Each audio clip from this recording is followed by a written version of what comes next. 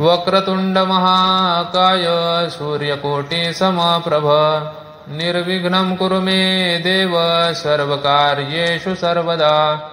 काषाय वस्त्रं करदण्डधारिणं कमण्डलु पद्मकरेण शङ्खं चक्रं गदाभूषितभूषणाढ्यं श्रीपादराजं शरणं प्रपद्ये।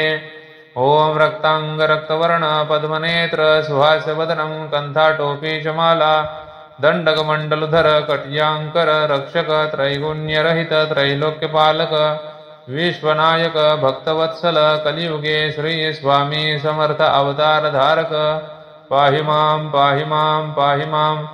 ब्रह्मानन्दं परमसुखदं केवलं ज्ञानमूर्तिं द्वन्द्वातीतं गगनसदृशं तत्त्वमस्याधिलक्ष्यम् एकं नित्यं विमलमचलं सर्वधी साक्षिभूतं भावातीतं त्रिगुणरहितं सद्गुरुं तं नमामि। गुरुर्ब्रह्मा गुरुर्विष्णु गुरुर्देवो महेश्वरः गुरुः साक्षात् परब्रह्म तस्मै श्रीगुरवे नमः। ध्याये नित्यं महेशं रजतगिरिनिभं चारुचन्द्रावतंसं रत्नाकल्पोज्ज्वलाङ्गपरशुमृगवराभीतिहस्तं प्रसन्नं पद्मासीनं समन्तातस्तुतममरगणैर्व्याघ्रक्रोतिं वसानं विश्ववन्द्यं विश्ववन्द्यं निखिलभयहरं पञ्चवक्त्रं त्रिनेत्रं नारायणं नमस्कृत्यं नरं चैव नरोत्तमम् देवी सरस्वती व्यासं ततो जयमुदीरयेत्।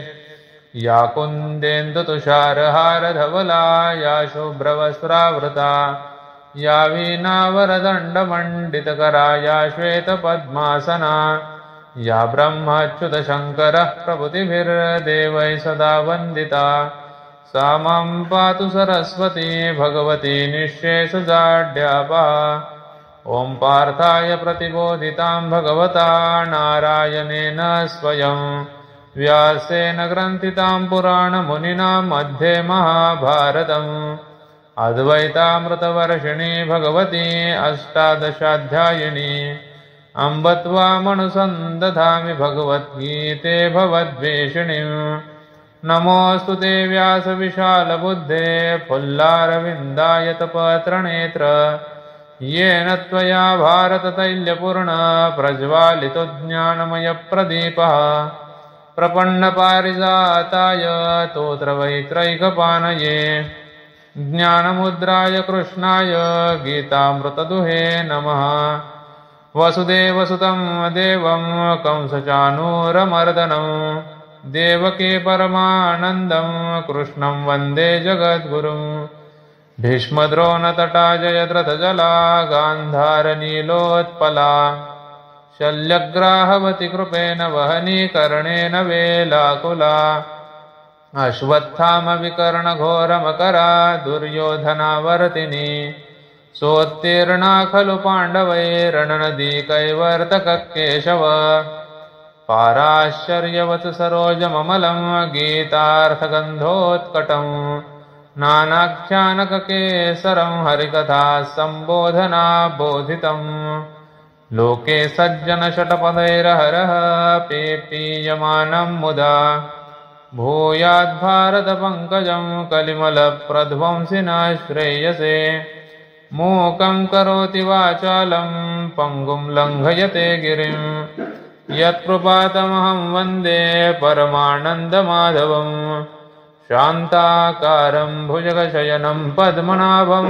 सुरेशं विश्वाधारं गगनसदृशं मेघवर्णं शुभाङ्गं लक्ष्मीकान्तं कमलनयनं योगिभिर्ध्यानगम्यं वन्दे विष्णुं भवभयहरं सर्वलोकैकनाथं यं ब्रह्मा वरुणेन्द्ररुद्रमरुतस्तुवन्ति दिव्यैस्तवैर्वेदैः साङ्गपदक्रमोपनिषदैर्गायन्ति यं सामगाः ध्यानावस्थिततद्गतेन मनसा पश्यन्ति यं योगिनो यस्यां तं न विदुःसुराः सुरगणा देवाय तस्मै नमः।